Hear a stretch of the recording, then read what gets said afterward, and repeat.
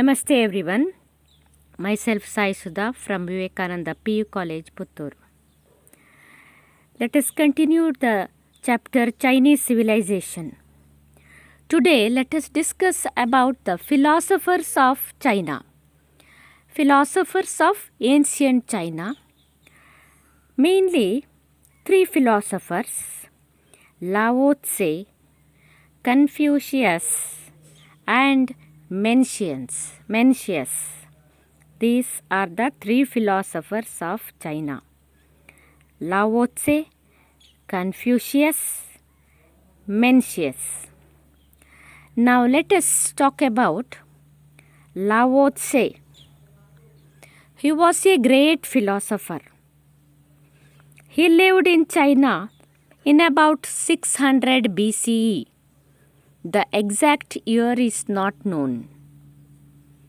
He worked as a curator in the royal library of Zhou rulers.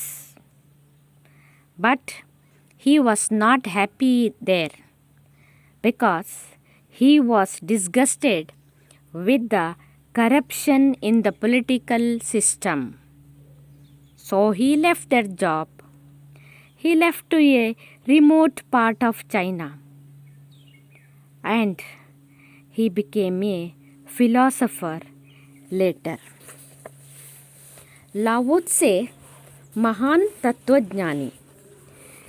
ಇವನು ಸಾಶಾಪು 600ರ ಸುಮಾರಿಗೆ ಬದುಕಿದ್ದ. Exact years ಸರಿಯಾಗಿ ತಿಳಿದಿಲ್ಲ. ಆತ ಚೌದೊರೆಗಳ ರಾಜಗ್ರಂಥಾಲಯದಲ್ಲಿ ಮೇಲ್ವಿಚಾರಕನಾಗಿ ಕೆಲಸ ಮಾಡ್ತಾ ಇದ್ದ. ಚೌದೊರೆಗಳ ರಾಜಗ್ರಂಥಾಲಯದಲ್ಲಿ. ಆದರೆ ಅಲ್ಲಿ ಅವನು ಸಂತೋಷದಲ್ಲಿ ಇರಲಿಕ್ಕಾಗಲಿಲ್ಲ. ಯಾಕೆಂದರೆ ಭ್ರಷ್ಟ ರಾಜಕೀಯ ವ್ಯವಸ್ಥೆಯ ಬಗ್ಗೆ ಆತ ಬಹಳವಾಗಿ ಅಸಹ್ಯಪಟ್ಟ. ಆ ಕೆಲಸವನ್ನು ಬಿಟ್ಟ. ಚೀನಾದ ದೂರದ ಪ್ರದೇಶವೊಂದಕ್ಕೆ ಹೋಗಿಬಿಟ್ಟ. ಅಲ್ಲಿ ತಪಸ್ಸನ್ನಾಚರಿಸಿದ, ತತ್ವಜ್ಞಾನಿಯಾದ. After becoming the philosopher, Lao Tse wrote a book called Tao Te Ching. Tao Te Ching. That is in Chinese language. Meaning of that is the way of life. Tao Te Ching, the way of life. His philosophy is known as Taoism. ನೋಡಿ, ತಾವೋ TAOISM, Taoism. Tao preached non-violence, not to be conservative. Society should respect wise persons, duty with sincerity and honesty, and so on. Lao Tse ತತ್ವಜ್ಞಾನಿಯಾದ ನಂತರ ಒಂದು ಪುಸ್ತಕವನ್ನು ಬರೆದ. ಆ ಪುಸ್ತಕದ ಹೆಸರು ತಾವೋ ತೇ Ching, ಅಂದರೆ ಜೀವನ ಮಾರ್ಗ ಅಂತ ಅರ್ಥ. ತಾವೋ ತೇ ಚಿಂಗ್ ಎಂಬುದು ಚೈನೀಸ್ ಪದ. ಅದರ ಅರ್ಥ ಜೀವನ ಮಾರ್ಗ. ಅವನ ತತ್ವಜ್ಞಾನವನ್ನು ತಾವೋ ಸಿದ್ಧಾಂತ ಎಂದು ಕರೆಯುತ್ತಾರೆ. ತಾವೋಯಿಸಮ್, ತಾವೋ ಸಿದ್ಧಾಂತ. ತಾವೋ ಸಿದ್ಧಾಂತದ ಪ್ರಕಾರ ಅವನು ಅಹಿಂಸೆಯನ್ನು ಬೋಧಿಸಿದ, ಸಮಾಜ ಜಾಣರನ್ನು ಗೌರವಿಸಬೇಕೆಂದ, ಹೊಸತನವನ್ನು ವಿರೋಧಿಸಬಾರದು ಎಂದ, ಪ್ರಾಮಾಣಿಕವಾಗಿ ಕರ್ತವ್ಯ ನಿರ್ವಹಣೆ ಮಾಡಬೇಕು ಎಂದು ಬೋಧಿಸಿದ. Some of the sayings of Lao Tse are: violence defeats its own ends. See, if you want to reach something or if you have some goals in you, you cannot reach it through violence. So, he says violence defeats its own ends. Second one, wisdom can never be transmitted by words. Wisdom can never be transmitted by words. One should be good to the good and good to evil. It is easy to be good to the good, but it is not easy to good to evil. He says we should be good to evil also. The things in the nature work silently. See, the sun rises every day, the moon rises, so many stars twinkle in the sky. Do they do any sound? Are they telling you that, oh yeah, we are coming, or I am brightening the whole world? Does the sun tell that? No. The buds bloom. It gives the fragrance around. Do they tell that, see, we have come here, or look at the beauty of us? No. All the things in the nature work silently. So he gives us the message, we should also work silently without boasting about ourselves. Last one, if you do not quarrel, no one can quarrel with you. See, if you don't quarrel with anyone, how can anyone can quarrel with you? So don't quarrel with others, so that you will be safe. No one will quarrel with you. Okay. ಲಾವೋತ್ಸೆಯ ಕೆಲವೊಂದು ಹೇಳಿಕೆಗಳು. ಹಿಂಸೆಯು ತನ್ನ ಗುರಿಯನ್ನು ಸೋಲಿಸುತ್ತದೆ.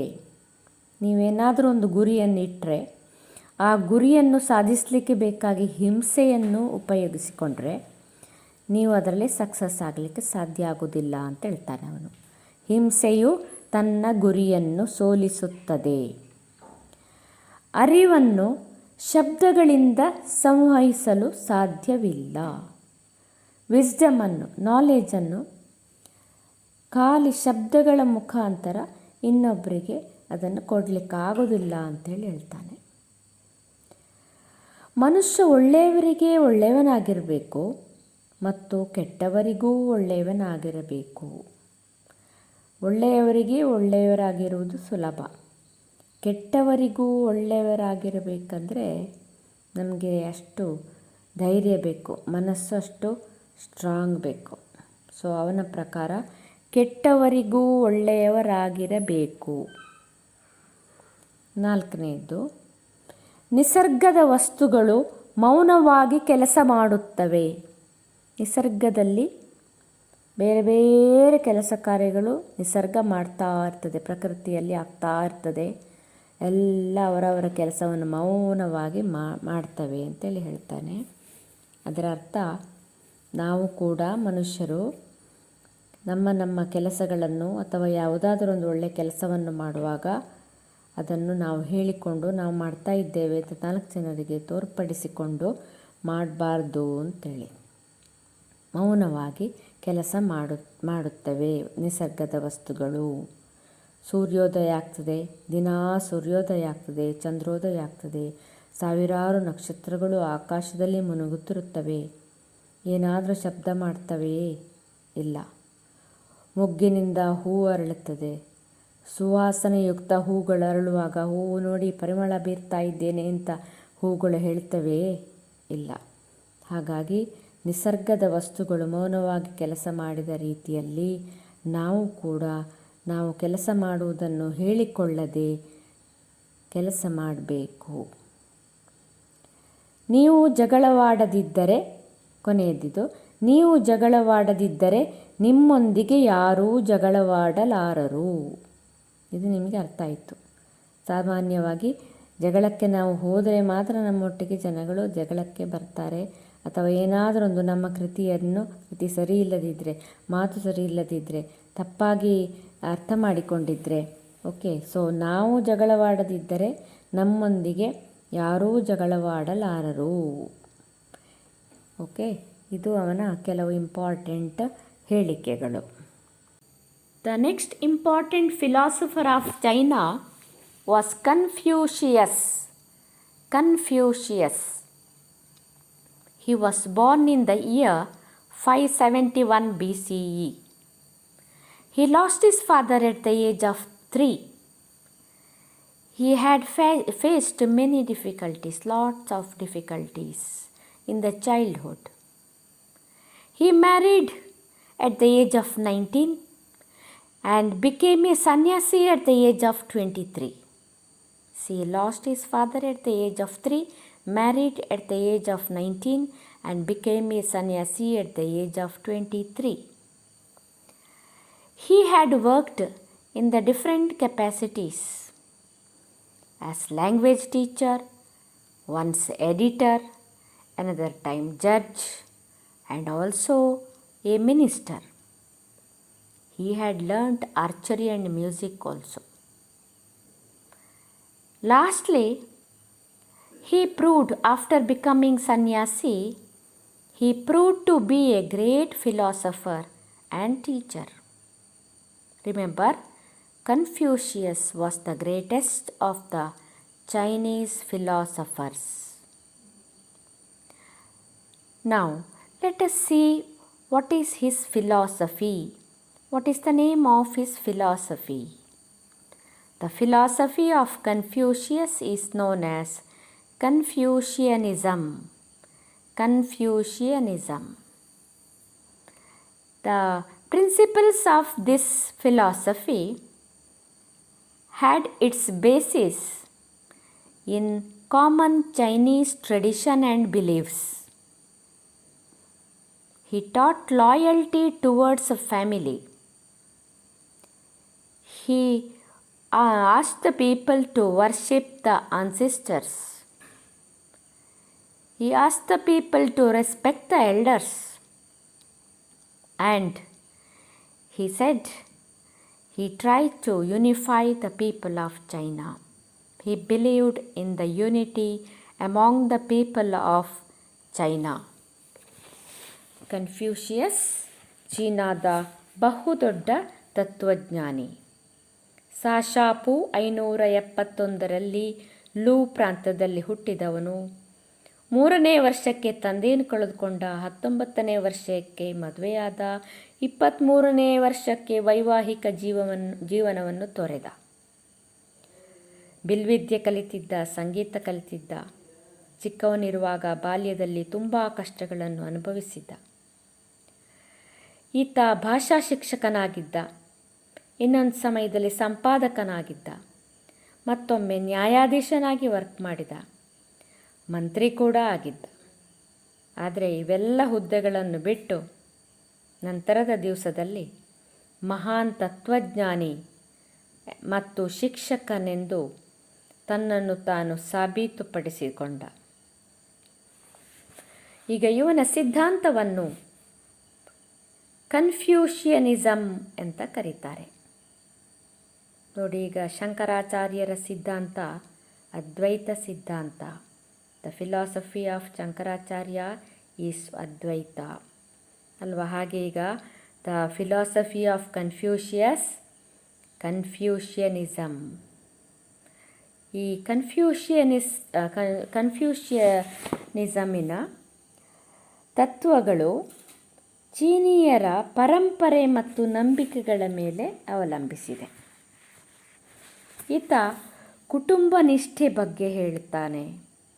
ಪೂರ್ವಜರನ್ನು ಪೂಜೆ ಮಾಡಬೇಕು ಅಂದ, ಹಿರಿಯರನ್ನು ಗೌರವಿಸಿ ಅಂದ, ಚೀನೀಯರಲ್ಲಿ ಏಕತೆಯನ್ನು ಬೋಧಿಸಿದ. ಓಕೆ, ಈಗ ನಾವು let us see some of his sayings. Confucius ಅವರ ಕೆಲವು ನುಡಿಮುತ್ತುಗಳು.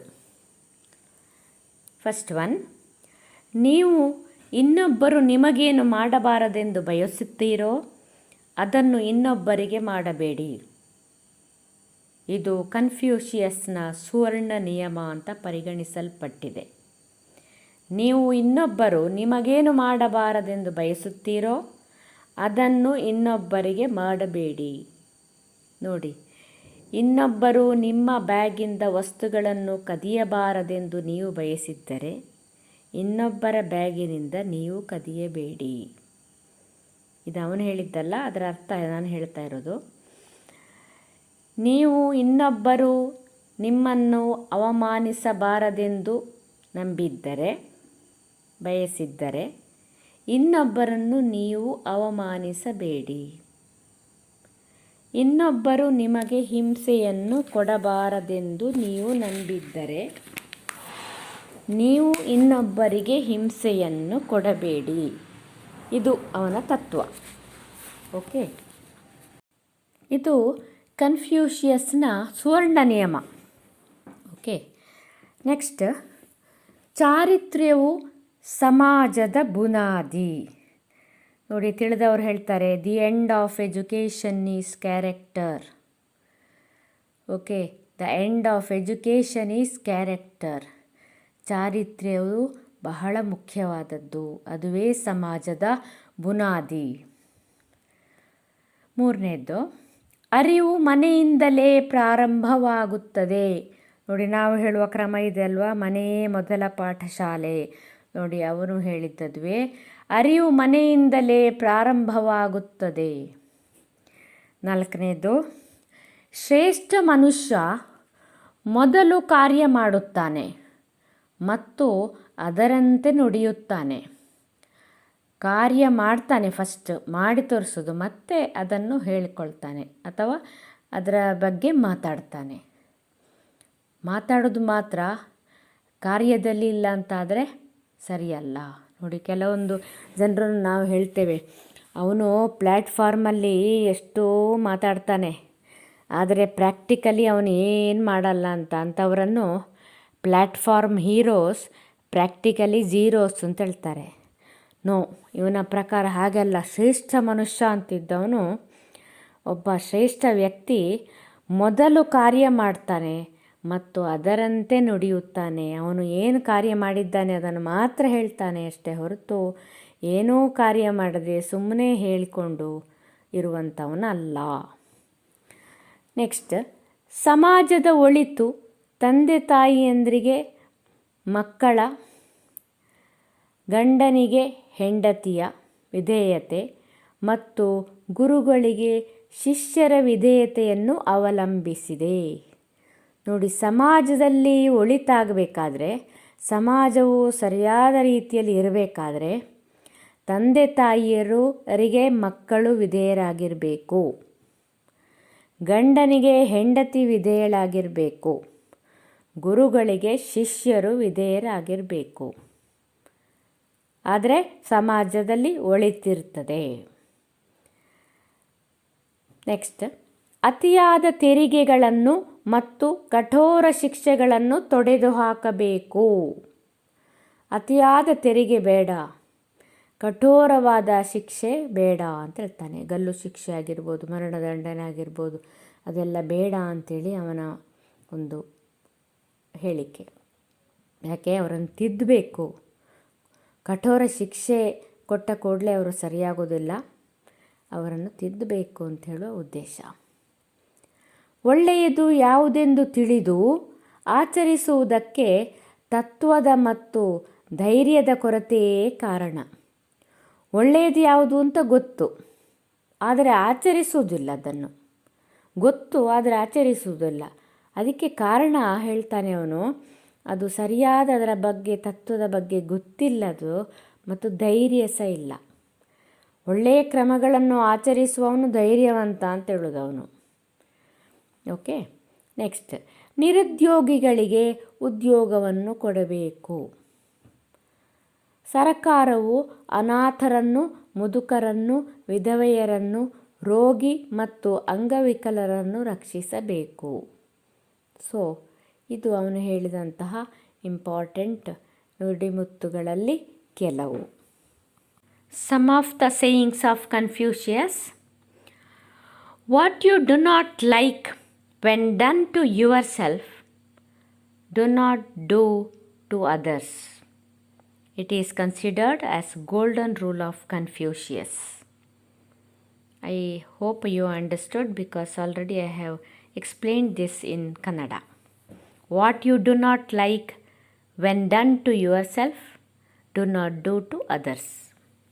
Second one, character is the foundation of society. Third one, wisdom begins at home. Fourth one, the great man acts before he speaks and speaks according to his actions. ನೋಡಿ ಎಷ್ಟು ಚೆನ್ನಾಗಿದೆ. The great man acts before he speaks and speaks according to his actions. The society rests on the obedience of children to their parents, and of the wife to her husband, and the students to their teachers. Okay? Society ಚೆನ್ನಾಗಿರಬೇಕಾದ್ರೆ the children should obey their parents, wife should obey her husband, and the students should obey their teachers. Sixth one, excessive taxation and barbaric punishments should be abolished. So excessive taxation should be abolished. Barbaric punishments should be abolished. ಕಠಿಣ ಶಿಕ್ಷೆ should be abolished according to him. Seventh one, to see what is right and not to do it is want of courage or of principle. You know what is right, but you are not doing it because either you don't have courage or you don't know it properly. You don't know its principle. So, he says, to see what is right and not to do it is want of means shortage of, want of courage or of principle. Eighth one, he wished that unemployed be provided jobs. Last one, the government must protect the orphans, the aged, the widows, the deceased and the disabled. ಇವರಿಗೆಲ್ಲ government help ಮಾಡಬೇಕು, protect ಮಾಡಬೇಕು. Orphans, the aged, the widow's, the deceased and the disabled. Okay, some more sayings of Confucius are: sincerity is the way of heaven.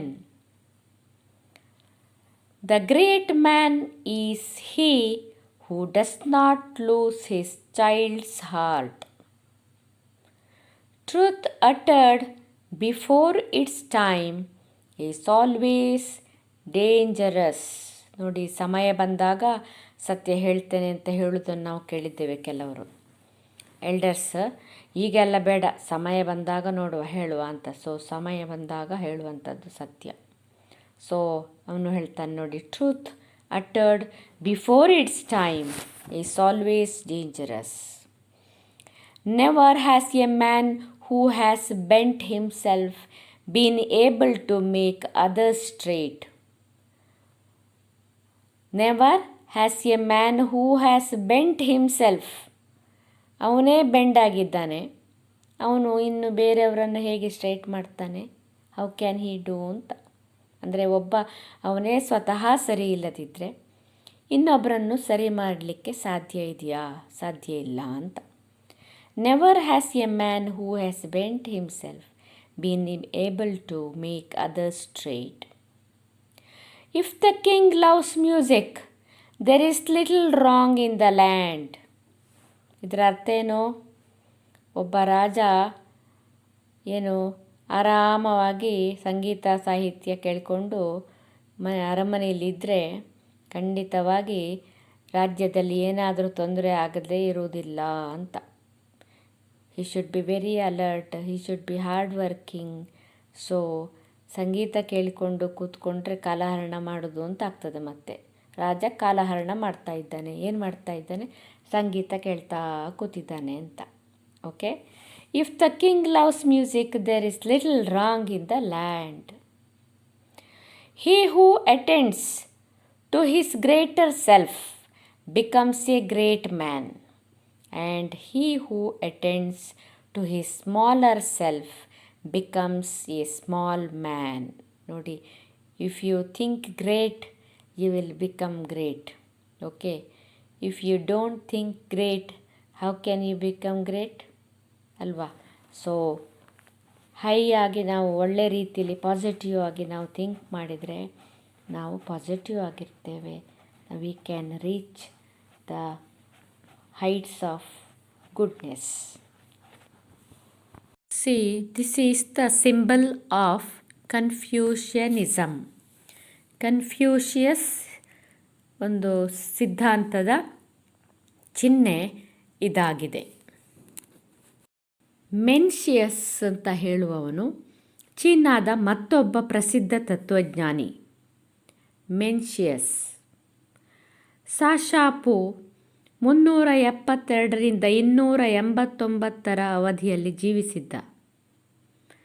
ಇವನ ಮೊದಲ ಹೆಸರು Meng ತ್ಸೆ. ಈತ ಕನ್ಫ್ಯೂಷಿಯಸ್ನ ತತ್ವಜ್ಞಾನದಿಂದ ಪ್ರಭಾವಿತನಾಗಿದ್ದ. ಅವನು ಪ್ರತಿಯೊಬ್ಬ ವ್ಯಕ್ತಿಯು ಸಮಾನವಾದ ಹಕ್ಕುಗಳನ್ನು ಹೊಂದಿರಬೇಕೆಂದು ಬೋಧಿಸಿದ. ಅವನ ಪ್ರಕಾರ ಎಲ್ಲ ವ್ಯಕ್ತಿಗಳೂ ಒಳ್ಳೆಯವರೇ ಆಗಿರುತ್ತಾರೆ. ಆದರೆ ಎಲ್ಲ ಸಮಾಜದಲ್ಲಿ ಆಗುವ ಕೆಡುಕುಗಳಿಗೆ ಕಾರಣ ವ್ಯಕ್ತಿಗಳಲ್ಲಿ ಇರುವ ಅನಕ್ಷರತೆ ಅಥವಾ ಅಜ್ಞಾನ ಅಥವಾ ಬಡತನದಿಂದ ಆಗಿರುತ್ತದೆ. ನಿಜವಾಗಿ ಎಲ್ಲರೂ ಒಳ್ಳೆಯವರೇ, ಆದರೆ ಕೆಟ್ಟವರಾಗಿರ್ತಾರೆ ಕೆಲವರು, ಅಥವಾ ಕೆಡುಕನ್ನು ಮಾಡ್ತಾರೆ ಕೆಲವರು. ಬಿಕಾಸ್ ಆಫ್ ಯಾಕೆ?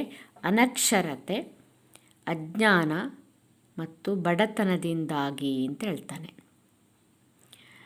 ಈಗ ಅವನು ಒಳ್ಳೆಯದನ್ನು ಬೋಧಿಸಿದ. ಹೆಚ್ಚಾಗಿ ಕನ್ಫ್ಯೂಷಿಯಸ್ನ ಬೋಧನೆಗಳನ್ನು ಅವನ ಬೋಧನೆಗಳು ಹೋಲುವುದರಿಂದ ಅವನು ಅಷ್ಟಾಗಿ ಜನಪ್ರಿಯ ಆಗಿರಲಿಲ್ಲ. ಯಾಕೆಂದರೆ ಮೆನ್ಷಿಯಸ್ ತುಂಬ ಜನಪ್ರಿಯ ಆಗಿ ಬಿಟ್ಟ. ಮೆನ್ಷಿಯಸ್ ಅಲ್ಲ, ಕನ್ಫ್ಯೂಷಿಯಸ್ ತುಂಬ ಜನಪ್ರಿಯ ಆಗಿ ಬಿಟ್ಟಿದ್ದ. ಅವನ ಒಂದು ಬೋಧನೆಯನ್ನೇ ಇವನ ಬೋಧನೆ ಹೋಲ್ತಿರುವ ಕಾರಣ ಇವನು ಅಷ್ಟಾಗಿ ಫೇಮಸ್ ಆಗಲಿಲ್ಲ, ಜನಪ್ರಿಯ ಆಗಿರಲಿಲ್ಲ. Okay, Mencius is another philosopher of China who lived between 372 and 289 BCE. His early name was Meng Tse. He was influenced by Confucius ಅವನ teachings of Confucius. He taught that every person must have equal rights. All should be equal. Equality should be there. Equal rights should be there for everyone. According to him, all the individuals are good. All social evils come due to illiteracy, ignorance, and poverty. See, I will tell you one thing. Suppose one man is walking in the road, beautiful road, okay, very nice place, very clean place, clean road. He is walking in that road. Suddenly he feels hungry and he remembers the banana which he has kept inside his bag. ಅವನ ಬ್ಯಾಗಿನೊಳಗಿದ್ದ ಬಾಳೆಹಣ್ಣು ನೆನಪಾಯಿತು. ಹಸಿವಾಗುವಾಗ ಇಟ್ಕೊಂಡಿದ್ದಂತೆ ಅದು ನೆನಪಾಯಿತು. ಬಾಳೆಹಣ್ಣು ತಿಂದುಬಿಡುವ ಅಂತ ಅಂದ್ಕೊಂಡ. So he took off the banana from his bag, peeled it. ಸಿಪ್ಪೆ ತೆಗಿಬೇಕಲ್ಲ, ಸಿಪ್ಪೆ ತೆಗ್ದ. He ate the banana and ಏನು ಮಾಡ್ತಾನೆ, ಆ ಸಿಪ್ಪೆಯನ್ನು ಅಲ್ಲೇ ರೋಡಲ್ಲಿ, ಕ್ಲೀನಾದ ನೋಡಿ ಬ್ಯೂಟಿಫುಲ್ ರೋಡು, ಸಿಟಿಯಲ್ಲಿ ಹೋಗ್ತಾ ಇದ್ದಾನೆ, ಓಕೆ, ಹೈವೇ, ಅಲ್ಲೇ ರೋಡಲ್ಲಿ ಬಿಸಾಡಿಬಿಡ್ತಾನಂತೆ. He throws off the peel there itself. Now you tell me, this person is ignorant or innocent? ಏನಂತೀರಿ? ಅವನು ಇನ್ನೋಸೆಂಟಾ or ignorant? Of course you all know that he is not innocent. ಅವನು ಮುಗ್ಧ ಅಲ್ಲ, ಅವನು ಏನು ಅವಿವೇಕಿ. He is ignorant. ಅವನು ಏನು ಅವನಿಗೆ ನಾಲೆಜ್ ಇಲ್ಲ, he is not literate or he is having ignorance. Innocent ಅಲ್ಲ, ಅದು ಇಗ್ನೋರೆನ್ಸ್ ಅಂತ. ಸೊ ಇದೆಲ್ಲ ನೋಡಿ, because of ignorance, because of poverty. ನೋಡಿ, ಹಸಿವು, ಬಹಳ ಬಡತನ, ಏನಾದರೂ ಮಾಡಿ ಹಣ ಅಂಥ ಸಂದರ್ಭದಲ್ಲಿ they may do some evils. So poverty, ignorance, illiteracy are the causes for the social evils. So ಅದನ್ನು ಹೋಗಲಾಡಿಸಿದರೆ ಸಮಾಜದಲ್ಲಿ ಈವಿಲ್ ಥಿಂಗ್ಸ್ ಆಗಲಿಕ್ಕಿಲ್ಲ ಅಂತ ಹೇಳುವಂಥದ್ದು ಅವನು. So actually all are good, ಎಲ್ಲ ಇಂಡಿವಿಜುವಲ್ಸ್ ಗುಡ್ ಅಂತ ಹೇಳ್ತಾನೆ. But because of certain reasons they become evil ಅಂತ. So anyway he has not become very famous in China because he was the follower of Confucius. Okay, ಹಾಗಾಗಿ ಅವನದ್ದು ಅಷ್ಟೇನು popular ಆಗಲಿಲ್ಲ. ಯಾಕೆ? Confucius ಸಿದ್ಧಾಂತದ ಹಾಗೆ ಹೋಲ್ತಾ ಇತ್ತು ಅವನ ಒಂದು ಟೀಚಿಂಗ್ಸ್. ಬಟ್ ಸ್ಟಿಲ್ ಅವನು ಫೇಮಸ್ ಆಗಿದ್ದಾನೆ. ಯಾಕೆಂದರೆ ಇವತ್ತು ಕೂಡ ನಾವು even in 21st century we are learning about him in India, isn't it? Buddhism in China. No particular religion was followed by ancient Chinese. ಪ್ರಾಚೀನ ಚೀನಿಯರು ಯಾವುದೇ ಧರ್ಮವನ್ನು, ವಿಶೇಷವಾಗಿ ಯಾವುದೇ ಧರ್ಮವನ್ನು ಅನುಸರಿಸಲಿಲ್ಲ. ಅವರು ತಮ್ಮ ಹಿರಿಯರ ಮತ್ತು ಪೂರ್ವಜರ ಆತ್ಮಗಳನ್ನು ಪೂಜಿಸ್ತಾ ಇದ್ದರು. They essentially worship the spirits of there ancestors.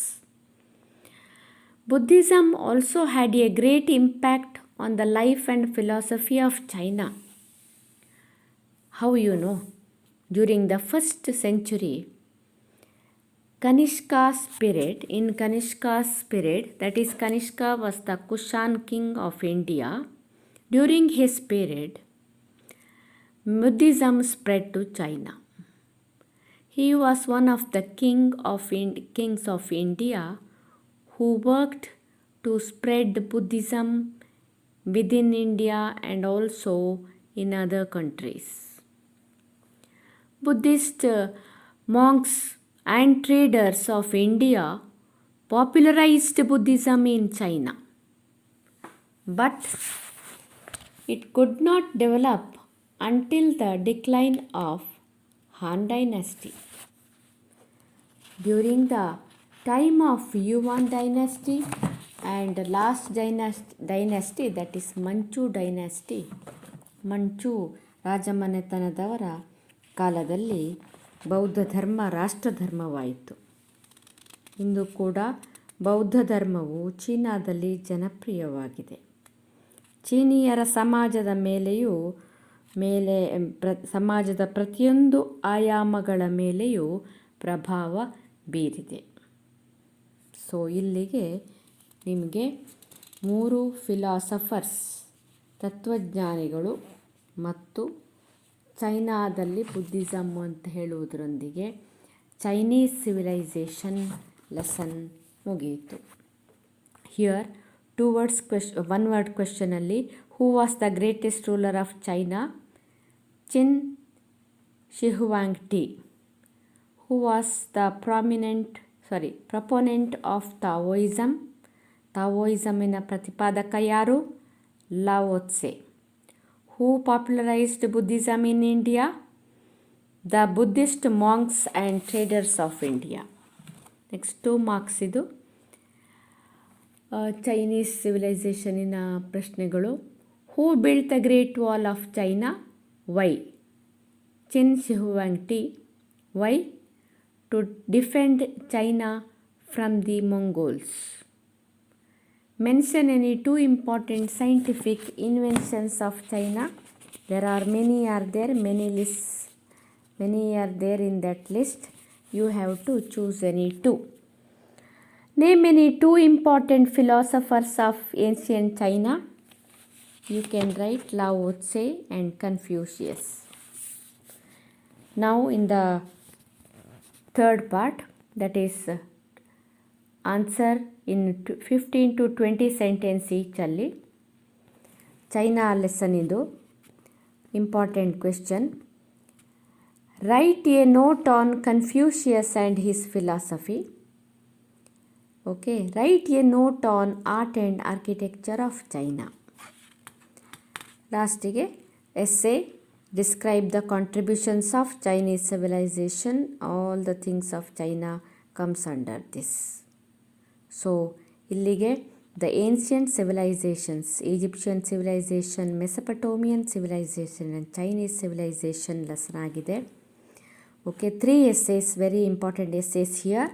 One, describe the contributions of Egyptian civilization. Second one, describe the contributions of Mesopotamian civilization. Third one, describe the contributions of Chinese civilization. Okay, thank you.